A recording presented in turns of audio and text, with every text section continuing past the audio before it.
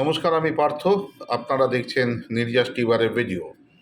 Recently 40 বছর বয়স্ক যে সমস্ত মানুষজন আছেন তাদের অনেকেই আমাদের ছেড়ে চলে যাচ্ছেন, এবং তার কারণ হচ্ছে cardiac arrest, sudden cardiac arrest.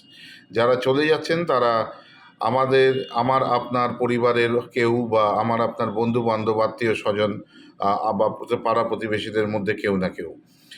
আমরা কি জানি যে কেন তারা চলে যাচ্ছেন? এই ধরনের cardiac arrest, sudden cardiac arrest কেন হচ্ছে? তার মেইন কারণ তিনটে। সেই তিনটে কারণের মধ্যে, সেই তিনটে যে কারণ আছে, মানে অতি সহজেই আমরা সেটাকে কন্ট্রোল করতে পারি। প্রথম কারণ হচ্ছে অতিরিক্ত আহ, মানে ওবেসিটি বাড়া, অতিরিক্ত বাইরের প্রসেস ফুড, জাঙ্ক ফুড খাওয়া, যেটা আমাদের এক্সেস সল্ট নেওয়া, এক্সেস সুগার নেওয়া, যেটা আমাদের ওবেসিটিতে টার্ন করছে। Number one. নাম্বার টু হচ্ছে আমরা এই লাইফে, আমাদের লাইফে এক্সারসাইজ বলে কিছু নেই। ঠিক আছে, আগে একটা সময় ছিল যখন আমরা মাঠে মাঠে যেতাম, খেলাধুলো করতাম, সাঁতার কাটতাম, দৌড়তাম। ঠিক আছে, কিন্তু এখন আমাদের যেই মানে ঘরের মধ্যে আমাদের যে দৌড় ঝাঁপ, ওয়েট তোলা বলুন, আমাদের টোটাল এক্সারসাইজটা কিন্তু ঘরের মধ্যে সীমাবদ্ধ হয়ে গেছে। আমি এরকম অনেকেই জানি, আপনারাও হয়তো জানবেন যে প্রত্যেক দিন প্রতিনিয়ত জিম করতে করতে 38 বছর বয়স, 39 বছর বয়স সাডেন কার্ডিয়াক অ্যারেস্টে মারা গেছে। যে দৌড়ঝাঁপ বা যেই এক্সারসাইজ বা শারীরিক চর্চা, সেটা কিন্তু বন্ধ করে হয় বলে আমার মনে হয় না। তো যাই হোক, আমাদের আলোচ্য বিষয় অন্য। আমার যে আমাদের যে এক্সারসাইজ আমরা যে করতে পারি না, তার ফলটা কী হয়? তার ফলে হচ্ছে আমাদের কিন্তু শরীরে ডায়াবেটিসের পরিমাণ বেড়ে যায়, হাইপার টেনশন বেড়ে যায়, এবং আমাদের আবারও বলছে ওবেসিটি চলে আসে।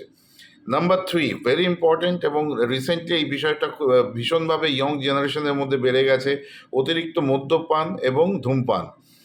সব কিছুই একটা লিমিট থাকা দরকার। তো এখনকার দিনে লিমিট ক্রস করে যাওয়াটাকেই ফ্যাশন বলা হয়, ফ্যাশন মনে করা হয়। তো সেই জায়গা থেকে দাঁড়িয়ে অতিরিক্ত ধূমপান বা অতিরিক্ত মদ্যপান কিন্তু আমাদের ব্লাড ভেসেলসগুলোকে ড্যামেজ করে দেয় বা নষ্ট করে দেয়, যার ফলে কী হয়, ব্লাড ক্লটিংয়ে সাহায্য করে, ব্লাড ক্লটিং হতে শুরু করে, এবং আমাদের বিপি বেড়ে যায়। ঠিক আছে, হাই বিপি হয়, আর হাই বিপি হলে সেখান থেকে আমাদের কার্ডিয়াক অ্যারেস্ট হতেই পারে। তো যে কোনো কার্ডিওলজিস্টরাও এই কথাটাই বলেন যে এই বিষয়গুলোকে একটু নিয়ন্ত্রণে আমরা যদি রাখতে পারি, আমরা যদি একটু ঠিকঠাক এক্সারসাইজ করতে পারি, একটু পরিমিত ঘুম, সুষম আহার, এবং অবশ্যই আহ, ভালো চা, এবং দেখুন, আমি কোনো বিতর্কের মধ্যে যেতে চাই না, কিন্তু এমন যে জিনিসগুলো আমরা ইনটেক করি, খাই, সেটা কিন্তু আমাদের শরীরের উপকারের জন্য খাই।